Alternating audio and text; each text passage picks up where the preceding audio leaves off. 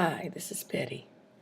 You know, I walked out of church Easter Sunday and saw a police car speeding up 15th Street in Louisville in the West End, where my church is in the community, you could say. And they were coming one after the other, lights flashing and blaring, and I just stood back to the side and waited for the cars to go.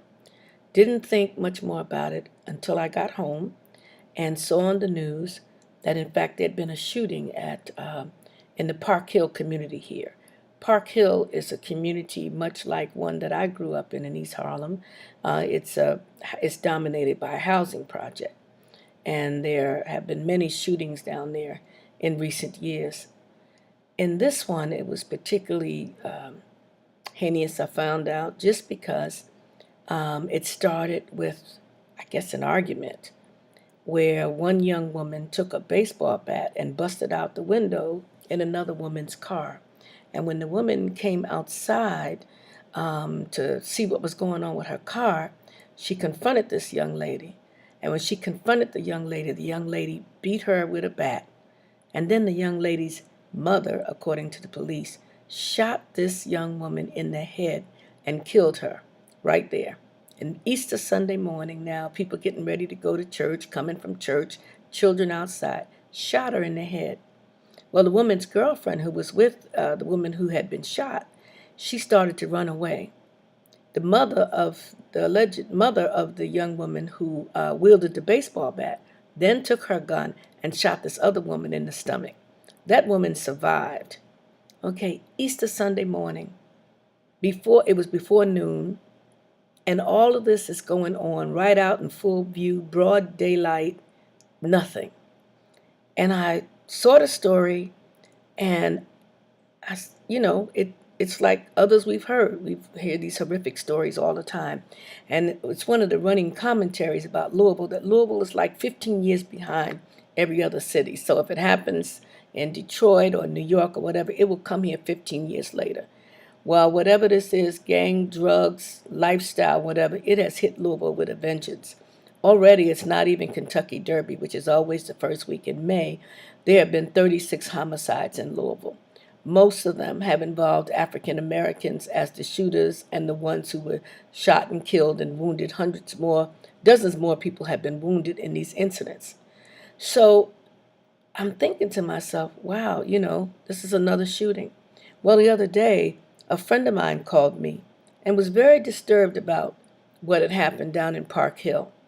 And I had to check myself, and I said, have I become immune because I saw that story? And until he mentioned it, I really didn't do a lot of digging. But once he raised it, he said, what is going on? And I had to ask myself, what is going on? What would provoke somebody to beat somebody with a bat?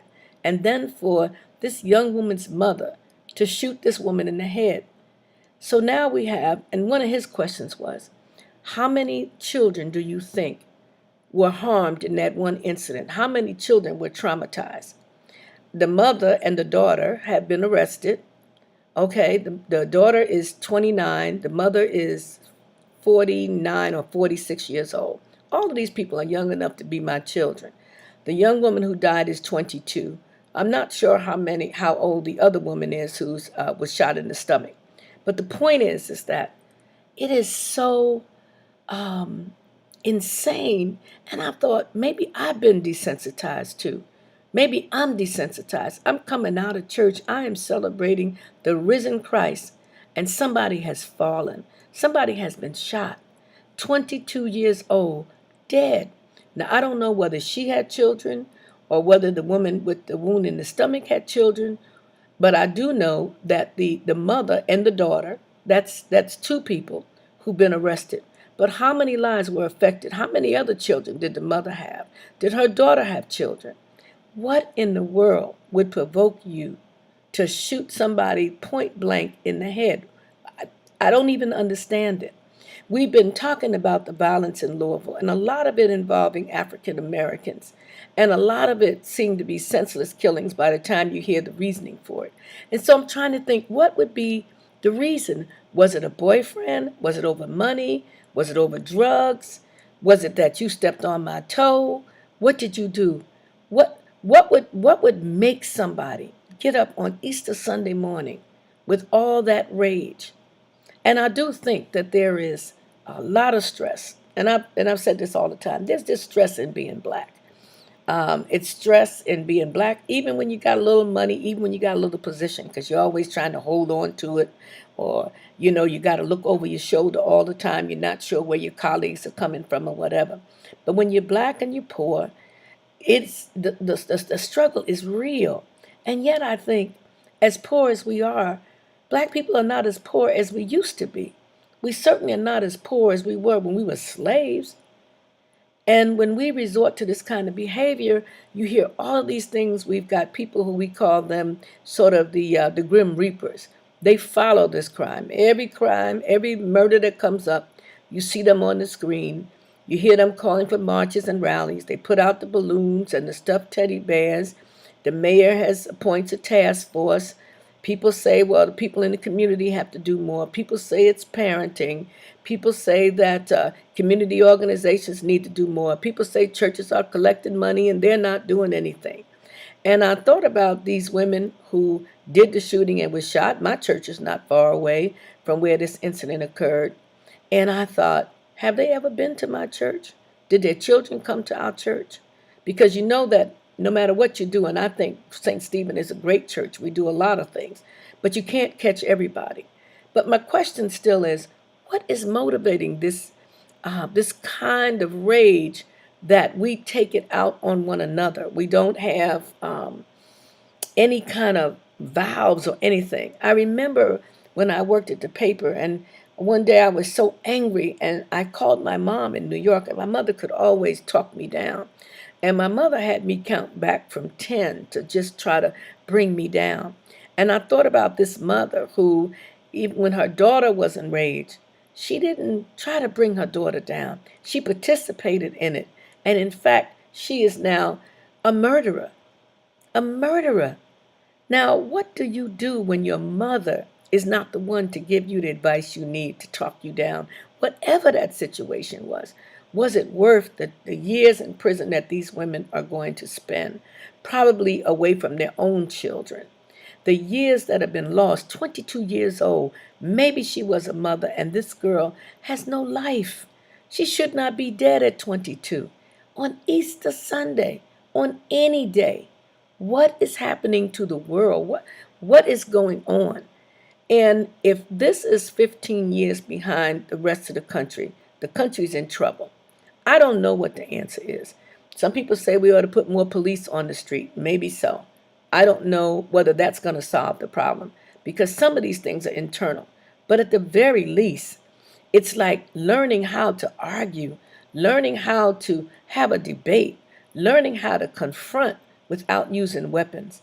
I'm so frustrated today, but I'm also thinking about my friend and saying, Betty, have you just become immune? Are these murders so much on the regular that you don't even respond? It's not anybody you know. I have a dear friend of mine who was, I think, a witness or almost a witness to a triple homicide. And you say to yourself, what is it? And I figure drugs has a part in it. But what in the world? What is the world coming to? And sometimes you say, I go to church and I say, God, what is this? God, only you can fix this. You can fix this. I have to have faith that it can be fixed. I don't know what the answer is, but I wish people would share with me your thoughts about what it is. And I know some of you will say it's bad parenting. Some of you will say, again, we need more police on the street. Some of you will say it's the environment. We don't have jobs. We don't have enough to eat. We're poor. But I'm just saying that being poor, I think people have been poor. Like Jesus said, the poor will always be with us. But this violence, this killing, this disregard for life is something that we have to deal with. I don't know what the answers are. And I try to think that I'm wise about a lot of things, but I'm not understanding why we can't talk. And God knows when I was a girl, we had fights, but we didn't come with weapons. We didn't come with weapons. We came to either talk you down, to play the dozens on you, or to have a fight with our fists. But this idea of a mother who would back up her enraged daughter with a gun and kill people, I don't know what happened in their lives. I don't know how they got there. I don't know whether the woman who was killed, supposedly deserved it for something that she did. But I'm just asking myself, this is a sick, sick world, and it's got to stop. And I can think of some of the answers, but I don't have all of them. It makes me want to cry. The scariest part for me, though, is that I have seen myself to have seen it so much that I become immune. I'm just saying.